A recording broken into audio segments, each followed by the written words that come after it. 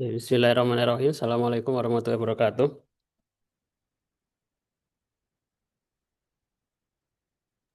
Waalaikumsalam warahmatullahi wabarakatuh. Oke, alhamdulillah di pagi hari ini kita masuk ke pertemuan kedua. Kemarin saya ngasih tugas dan saya cek belum ada yang ngumpulin. Saya bahas aja ya. Kita adalah mata kuliah kriptografi. Kemarin saya kasih tugas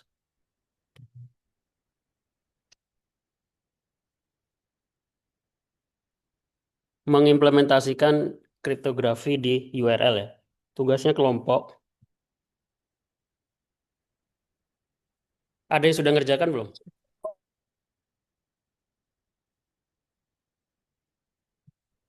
Kalau belum, saya kasih contoh pengerjaannya.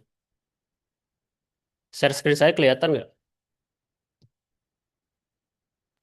Kelihatan Kelihatan, Pak, Pak. kelihatan. Oke, kemarin saya ngasih tugas di halaman slide terakhir ya, mengimplementasikan enkripsi di bagian URL. Jadi kalau kita membuat form, itu kan kemudian menggunakan metode post ini kan muncul di sini ya. ID sama dengan 1234 dan nama sama dengan Budi. Nah, ini kan terlihat tidak aman karena ketahuan data yang dikirim lewat URL. Kita bisa menggunakan mengimplementasikan enkripsi, bisa menggunakan base 64 atau enkripsi lain. Encoding seperti base 64 meskipun base 64 bukan enkripsi tapi sering dipakai sebagai untuk enkripsi. Saya kasih contoh. Jadi nanti silakan implementasikan terus presentasikan ya. Minggu depan kalau saya ngajar di kelas saya minta masing-masing kelompok presentasi. Contohnya apa? Contohnya adalah di sini. Kemarin saya membuat seminar prodi cetak sertifikat ini. Kemudian kalau kita masukkan NIM ya, 34. Nah, ini sertifikat berhasil dicetak. Di sini ada URL, index, sama ini status. Ini sebenarnya URL-nya kelihatan nggak di Zoom? URL-nya Kelihatan, Pak, kelihatan. kelihatan ya.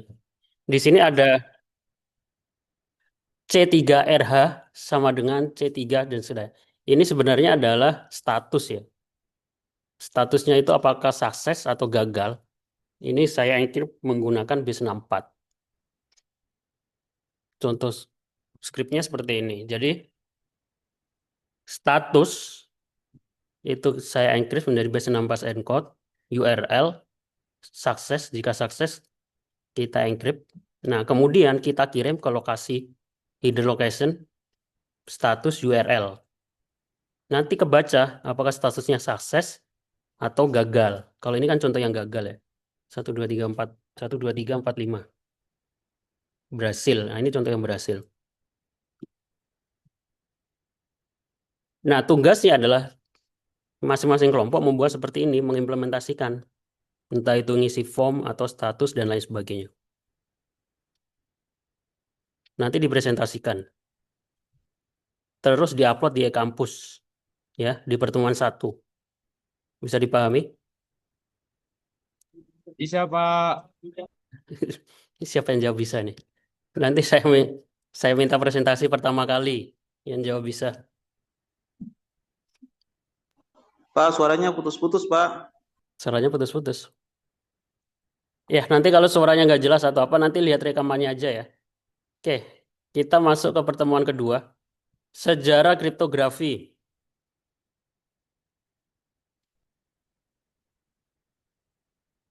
Beberapa kemarin saya sudah jelaskan definisi kriptografi ya, terdiri dari dua kata, kriptos dan grafi. Nah, kriptografi itu digunakan dari sebelum Masehi. Mesir kuno, mereka menggunakan hieroglif. Jadi hieroglif itu termasuk dari metode enkripsi ya, karena setiap abjad itu dirubah ke dalam bentuk sebuah gambar.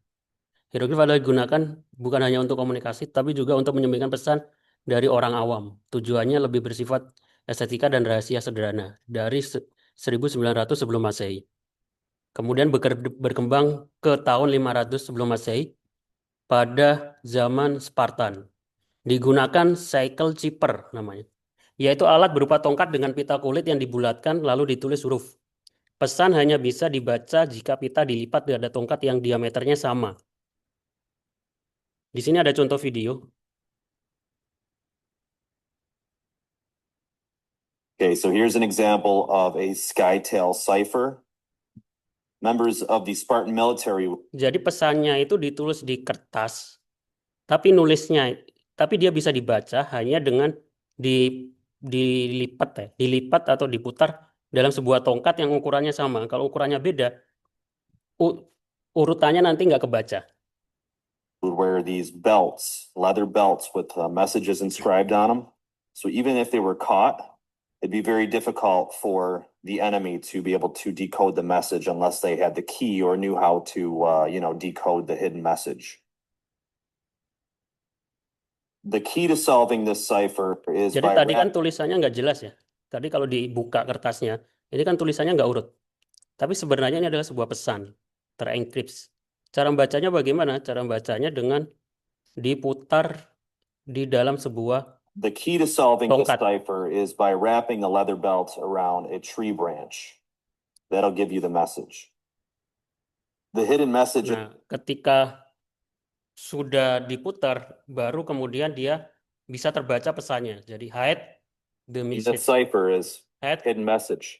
message. Clever, right? Pesan tersembunyi. HIDDENMESSAGE. Oke. Okay. Bisa dipahami? Ada gambaran? Nah, kalau ditanyakan ya, kira-kira kita bisa buat nggak program enkripsi teks sehingga mengimplementasikan dari teori ini, teori bagaimana sebuah pesan itu dienkrip menggunakan bentuk dengan tongkat seperti itu.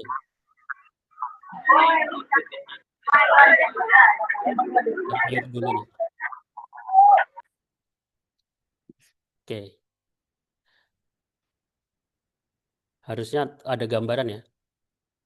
Jadi ada pesan teks gitu ya. Kemudian kuncinya itu apa? Kuncinya itu adalah ukuran dari tongkatnya.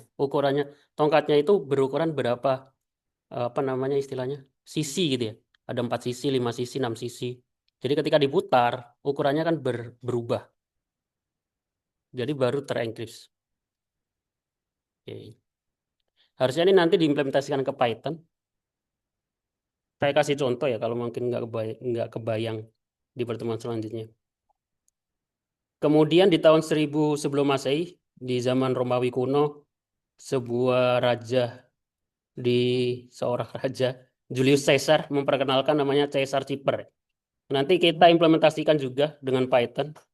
Enkripsi yang paling mudah ini dan paling mudah didekripsi di brute force, yaitu Caesar Chipper. Metode substitusi sederhana dengan menggeser huruf alfabet ya. Jadi kan enkripsi itu ada namanya kunci ya. Kuncinya itu adalah variabel yang mau digeser. Jadi contohnya yang paling umum Caesar Chipper adalah menggeser 3 huruf. Dari A digeser 3 ya. Contohnya A rangka 1, B2, C3. Jadi ketika A berubah menjadi C, itu saja. Sangat mudah, tapi ini sudah diimplementasikan dari tahun 1000 sebelum Masehi. Dan ini ada kuncinya ya, dalam bentuk lingkaran seperti ini, jadi nanti digeser. Kuncinya berapa gitu. Oke, kemudian di tahun 800 Masehi, Al-Kindi, ilmuwan Arab, menulis buku tentang kriptoanalis, memperkenalkan metode frekuensi analis untuk memecahkan sandi substitusi. Ini awal mula ilmu analis kripto ya, bagaimana mendekripsi sebuah kriptografi. Terus Vigener Chipper nanti kita juga pelajari dan mengimplementasikan. Ini masih masuk kategori kriptografi klasik ya, karena masih pakai matematis. Memperkenalkan sandi polialfabetik yang lebih kompleks dibandingkan Caesar.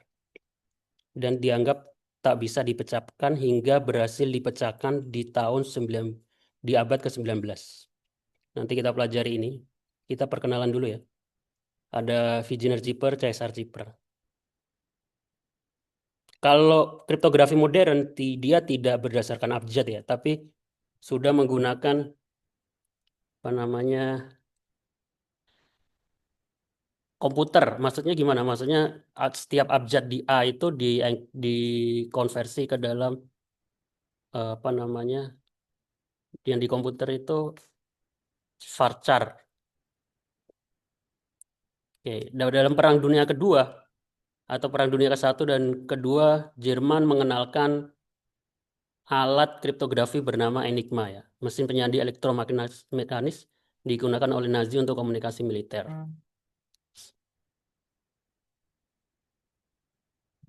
Sekilas tampak tidak dapat dipecahkan karena kombinasi kuncinya sangat besar. Namun, seorang ilmuwan dari Inggris ya, pada tahun 40-an itu, 1940, Alan Turing dan timnya berhasil membongkar sistem ini mempercepat akhir Perang Dunia. Jadi salah satu penyebab selesainya Perang Dunia adalah alat enkripsi Jerman itu berhasil dipecahkan. Sehingga komunikasi mereka bisa disadap oleh tentara Inggris. Sehingga sangat mudah untuk diketahui ya, ketika perang itu menjadi kunci yang sangat penting. Komunikasi. Kemudian di era modern 1945 sampai sekarang dikenal sebagai bapak teori informasi, meletakkan dasar kriptografi modern dengan artikelnya Communication Theory of System. Kemudian ini masuk ke dalam kriptografi modern 1970. Kriptografi kunci publik RSA. Itu terdiri dari 3 nama, Rivers, Samir, sama Edelman 1977 berbasis faktorisasi bilangan prima. Terus ada Diffie Hellman K. memungkinkan pertukaran kunci aman di saluran tidak aman. Nanti kita pelajari ya, secara umum dibagi menjadi 2, kriptografi klasik dan kriptografi modern. Terus kemudian ada Advanced Encryption Standard 1977. Yaitu kemudian digantikan dengan AES Advanced Encryption Standard tahun 2001. Kalau ini menggunakan bit dilakukan permutasi, final permutation. Sehingga muncul cryptocurrency ya, bagaimana untuk merubahnya menjadi sebuah currency ya, currency ya, mata uang. Oke, sampai sini ada yang ditanyakan?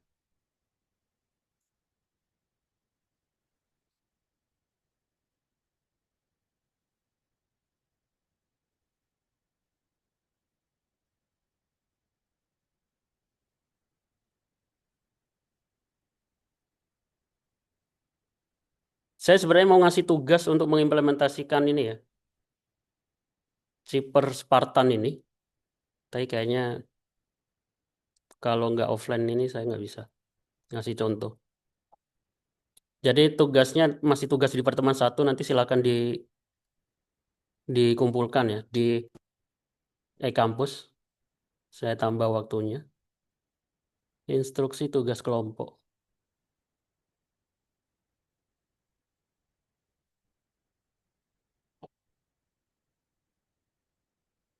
Ke minggu depan. Nggak bisa ditambah.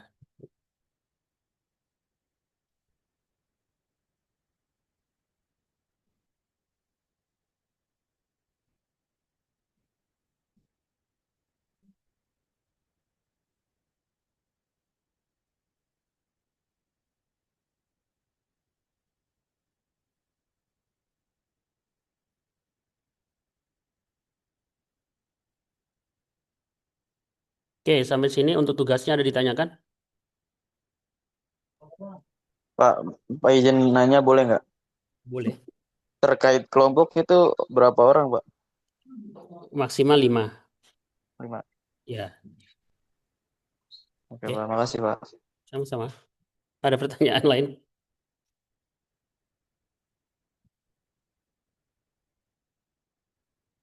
Untuk teknis tugasnya ada yang ditanyakan? Apa sudah jelas? Sebenarnya belum paham betul, Pak, tentang tugasnya, Pak. Lah, kebetulan saya di ruang meeting gedung A ya. Jadi kalau mau ditanyakan langsung silakan datang ke ruang meeting gedung A, nggak apa-apa. Saya yakin ini juga Ya, bisa di kelas ya. Udah ikut mata kuliah pemrograman web kan? Udah, Pak. Form itu kan dikirim lewat metode POST dan lewat URL itu. Nah, itunya dienkripsi. Oh Tadi iya. kan eh, ini tadi kan data ditemukan. Ya, dia tahu data ditemukan dari mana? Dari status di URL ini. Status sukses. Tapi kan saya enkripsi menjadi bentuk seperti ini. Kalau ini saya isi masukkan NIM. Tidak ditemukan. Ada. Nah, data tidak ditemukan. Ini karena statusnya gagal. Nah, itu Pak, dari ya, mau tanya Pak, untuk tugasnya ini webnya itu kita hosting atau nggak usah Pak? nggak usah. Nggak harus, bukan nggak usah sih. Kalau mau di hosting juga nggak apa-apa. Kalau punya, ini saya kasih contoh yang karena ini yang sudah saya implementasikan. Kalau yang di lokal, saya belum install aplikasi web server di komputer ini. Jadi contohnya langsung yang sudah diimplementasikan. Ya, Berarti pengumpulan tugasnya berbentuk PDF Pak, atau kita screenshot websitenya? dalam bentuk laporan, formatnya PDF boleh. Ya, Baik Pak, baik. dijelaskan aja. Tapi nanti dipresentasikan biar paham. Maksudnya kalau nggak paham pun presentasi. Maksudnya biar ketahuan nggak pahamnya itu sebelah mana. Iya, Pak. Ya. Ada pertanyaan lain?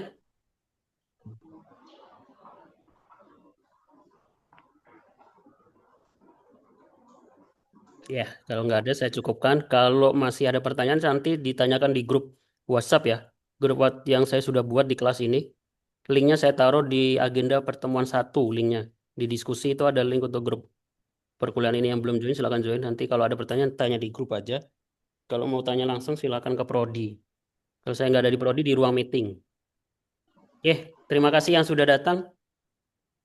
Saya cukupkan. Assalamualaikum warahmatullahi wabarakatuh. Waalaikumsalam warahmatullahi wabarakatuh. Waalaikumsalam warahmatullahi wabarakatuh.